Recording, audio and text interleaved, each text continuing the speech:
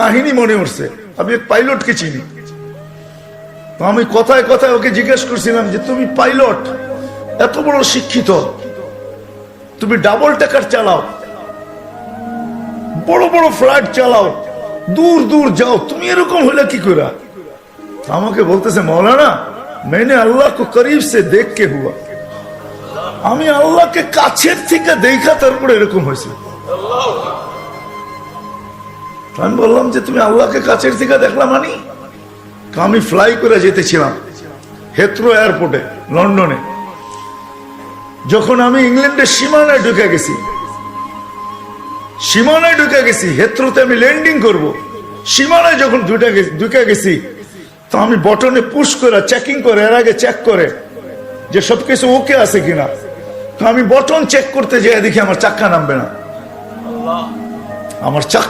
না, কিন্তু আমার কাছে ফুয়েলও নেই যে আমি ফেরত যাব, কারণ আমি 9 ঘন্টা ফ্লাই করে আসছি, 18 ঘন্টার ফুয়েল আমার কাছে নাই। আমাকে হয়তো ক্রাশ করাইতে হবে, নাইলে নামতে হবে যে কোনো ভাবে। বলে আমি হেথ্রো টাওয়ারের সাথে যোগাযোগ করছি যে আমার এই অবস্থা, কি করবে করো, আমার কাছে ফুয়েল নাই, আমাকে হয়তো ক্রাশ হইতে হবে, নাহলে কোনো ব্যবস্থা হইতে হবে যে আমি ল্যান্ড করতে পারি। হেথ্রো এয়ারপোর্টের ভিতরে কিয়ামত হয়ে গেছে, কিয়ামত, যে এই জাহাজকে ল্যান্ড করাবে, তো করাবে কি করে? তারপরেও একটা সিস্টেম থাকে, ঠিক না? কিন্তু বলে ওই সময় যখন আমি ল্যান্ড করতেছি প্রসেসিং এর মাধ্যমে, তো কাচার জন্য তুমি তো স্বাভাবিকভাবে ল্যান্ডিং করলে, তাই আমি বললাম যে চেক করো তারপরে কথা বলো। ওরা যখন চেক করছে, চেক করার পরে দেখছে এই চাক্কা নামলো, তো নামলো কইরা, তোর সব সিস্টেম তো ফেল, এটা কি করে নামলো? বলে আমি দ্বিতীয়বার দরজার ভিতরে দাঁড়ায় চিৎকার দিছি, আমার রব সব পারে। তখন আমি এয়ারলাইন্সের মালিককে, এয়ারলাইন্স চালাদেরকে চাবি বুঝাইয়া দিছি, লও তোমাদের চাবি, 4 মাস পরে চাবি আমি হাতে নিব, যদি দেও, এর আগে নিব না। আমি এইখান থেকে চললাম, কেন আমি মালিককে কাছের থেকে দেখা ফেলছি। সত্য এটাই, আমি আপনাদেরকে এই সন্ধানে দিতেছি, সত্য এটাই।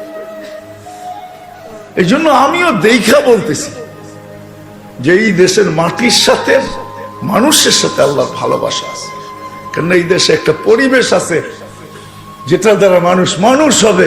এত মসজিদ দুনিয়ার কোথাও নাই, এত মাদ্রাসা মক্তব দুনিয়ার কোনো দেশে নাই, এত হক্কানি আলেম দুনিয়ার কোনো দেশে নাই, এত আল্লাহওয়ালা গলি গলি দুনিয়ার কোনো দেশে নাই। জুড়বো তো? যুবকরা কি বলে? আমি কি বুঝাইতে পারলাম? হ্যাঁ, মানুষ বানায় নিয়ে যাও ইনশাআল্লাহ। মনের স্বাদ আল্লাহ জান্নাতে মিটাবে।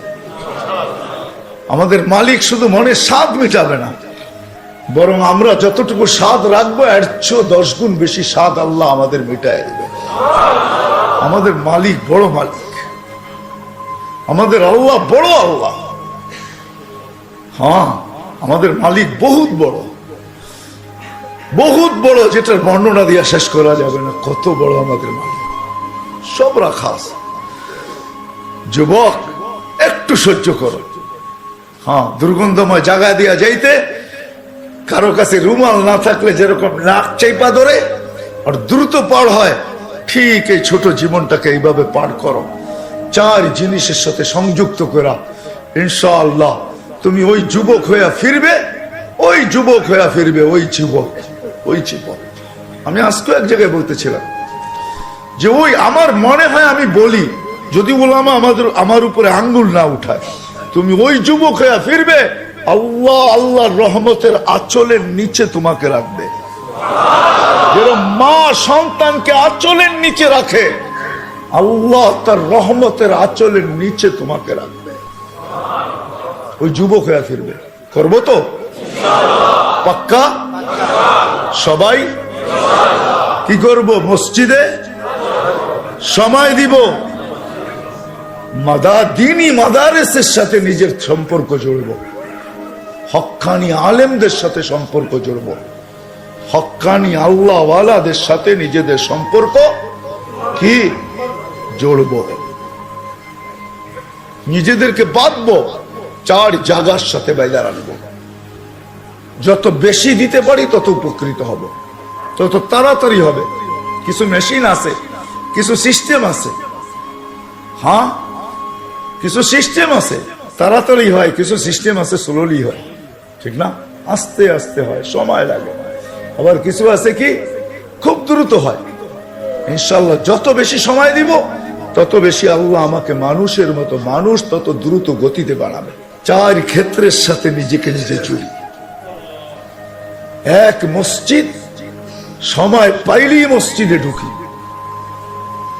আজকের থেকে প্রয়োজন যতটুকু অতটুকু অফিসকে দেন, প্রয়োজন যতটুকু অতটুকু বাজারকে দেন, প্রয়োজন যতটুকু অতটুকু হাটকে দেন, মেল ফ্যাক্টরিকে দেন, কল কারখানাকে দেন, রোড ঘাটকে দেন। বাকি যতটুকু থাকে চার ক্ষেত্রের ভিতরে সেট করেন, আল্লাহর ঘরে সময় দেন। দ্বীনি মাদারেসের ভিতরে সময় দেন, দ্বীনি মাদারেসের ভিতরে। হক্কানি ওলামাদের কাছে সময় দেন, হক্কানি আল্লাহ ওয়ালাদের কাছে সময় দেন। ভাগ করেন সময়কে, 4 ভাগে ভাগ করেন। ইনশাআল্লাহ বললাম না, 99 ভাগ 99% ইয়াকিনি, হ্যাঁ 100ও বলা যায় যে মানুষ হিসাবে আল্লাহর কাছে ফিরব। আল্লাহ বড় ক্ষেত্র বাংলাদেশে রাখছেন, এরকম ক্ষেত্র দুনিয়ার কোথাও রাখেন না।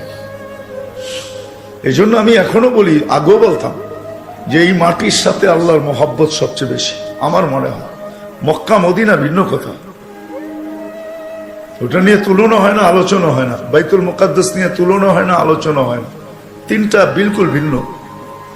এটাকে আবার জুড়ে দিয়েন না আমার কথার সাথে। বাকি দুনিয়ার ভিতরে এই মাটির সাথে আল্লাহর তাআল্লুক বেশি আমার মনে হয়, মহব্বত বেশি।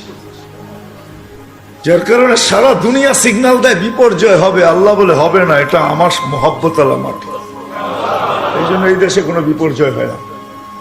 সারা দুনিয়া সিগন্যাল দেয় বিপর্যয় হবে, এমন হবে, তেমন হবে, এটা হবে, সেটা হবে। আল্লাহ বলে সময় বলবে কি হবে, হবে না। হয় নাই 2 বছর করোনায় কিচ্ছু হয় নাই, কোনো বিপর্যয় হয় নাই, হয়েছে নাকি? হ্যাঁ, এতটুক ছোট একটা দেশ, অসচেতন প্রত্যেকটা মানুষ। এখানে তো কিয়ামত হওয়ার কথা ছিল, ঠিক না? হ্যাঁ, কোভিড-19, ডেল্টা ভেরিয়েন্ট, ওমিক্রন, কোনো বিপর্যয় হয়নি। ভূমিকম্প আসে, আমার মনে হয় কাঁপায়া যায় না, ধাক্কা খায়া ফিরা যায়। ওটার ধাক্কাই আমাদের একটু অনুভব হয়, আমি মনে করি। আপনারা কি মনে করেন জানি না, আমি ভাবি, এটা নিয়ে খুব ভাবি, সারাদিন ভাবি যে বাংলাদেশে 8.7 ভূমিকম্প, কোনো বিপর্যয় নাই। দুনিয়া বলতে পারবে না 8.7 ভূমিকম্প আসছে, বিপর্যয় হয় নাই। বলুক দেখি আমেরিকাওয়ালারা, বলুক দেখি কানাডাওয়ালারা, বলুক দেখি ইউরোপ, বলুক দেখি জাপান, উন্নত থেকে উন্নত দেশ বলুক, আমাকে যুক্তি দিয়া বুঝা। ওই থেকে আমি ভাইবা নিছি না, এখানে ভূমিকম্প আসে না, এখানে ধাক্কা লেখা রিপিট যায়। ওই যে ধাক্কা লাগছে ওইটা আমাদের অনুভব হয়, বিপর্যয় হয় না। এই মাটির সাথে আল্লাহর মহব্বত, এই মাটির মানুষের সাথে আল্লাহর মহব্বত বড়